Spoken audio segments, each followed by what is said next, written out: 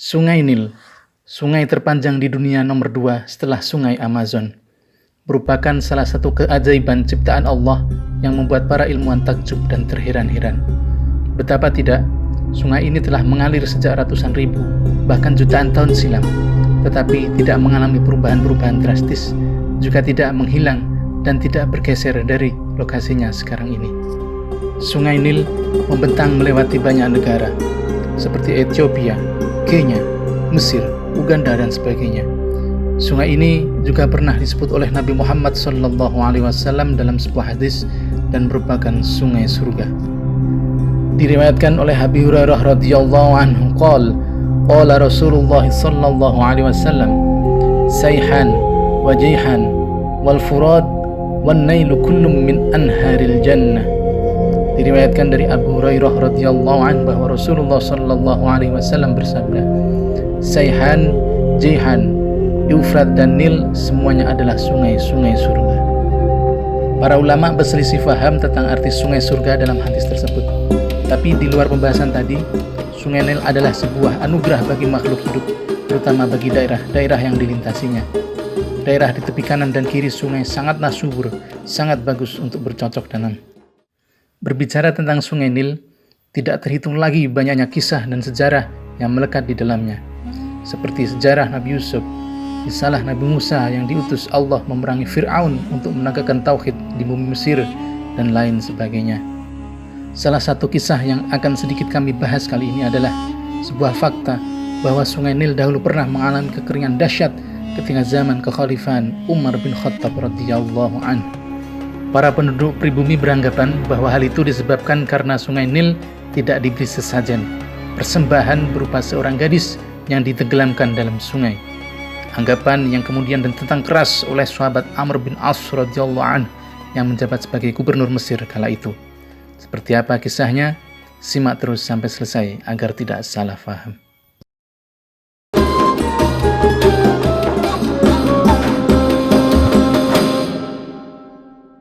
Sahabat Umar radhiyallahu anhu merupakan salah satu sahabat utama Nabi yang memiliki karakter yang sangat tegas, hingga beliau dijuluki Al-Faruq oleh Nabi Muhammad SAW, yang berarti pembeda antara yang hak dan batil.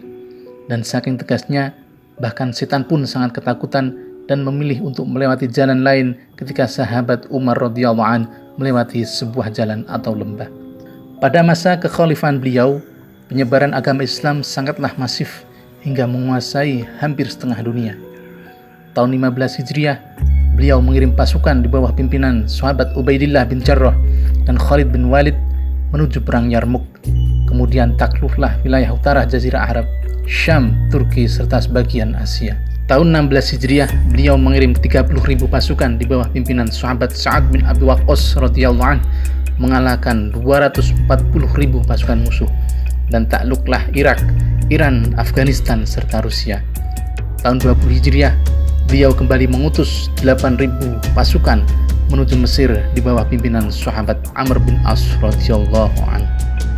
Sahabat Amr bin As radhiyallahu anhu dulu termasuk salah satu dari 3 orang pemuka kafir Quraisy yang sangat besar tekanannya bagi kaum muslimin karena perlawanannya yang sengit dalam menentang Islam. Beliau juga hadir di berbagai pertempuran besar melawan muslimin sebagai panglima perang yang handal kafir Quraisy. Beliau bukan hanya seorang panglima perang handal, tapi juga dikenal sebagai politisi dan diplomat yang sangat jenius. Hidayah Allah akhirnya turun menghampiri beliau dan kemudian bergegas menuju Madinah bersama sahabat Khalid bin Walid dan sahabat Utsman bin Talhah radhiyallahu anhum untuk memeluk Islam dan berbaiat kepada Nabi Muhammad sallallahu alaihi wasallam. Tahun 20 Hijriah, sahabat Amr bin As radhiyallahu anhu diutus oleh Amirul Mukminin memimpin 8.000 pasukan perang menuju Mesir.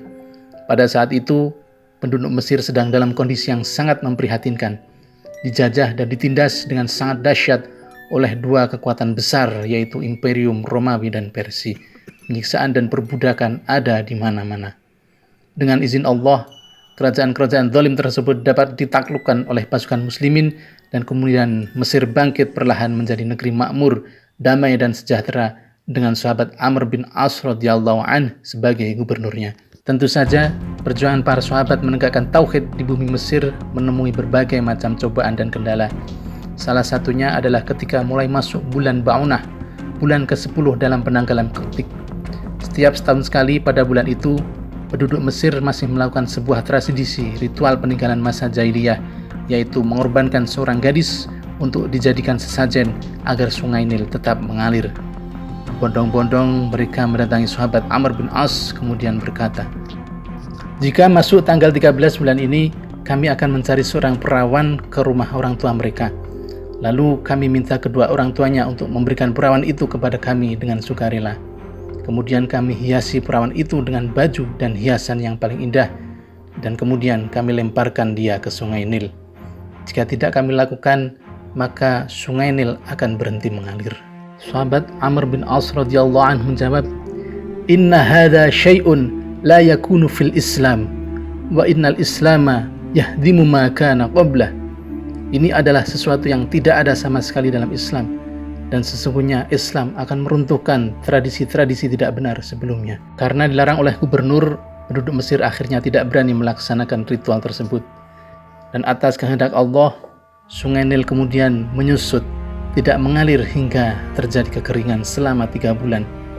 Tentu saja, kejadian itu membuat resah para penduduk Mesir, hingga banyak yang memutuskan akan mengungsi dan pindah tempat tinggal.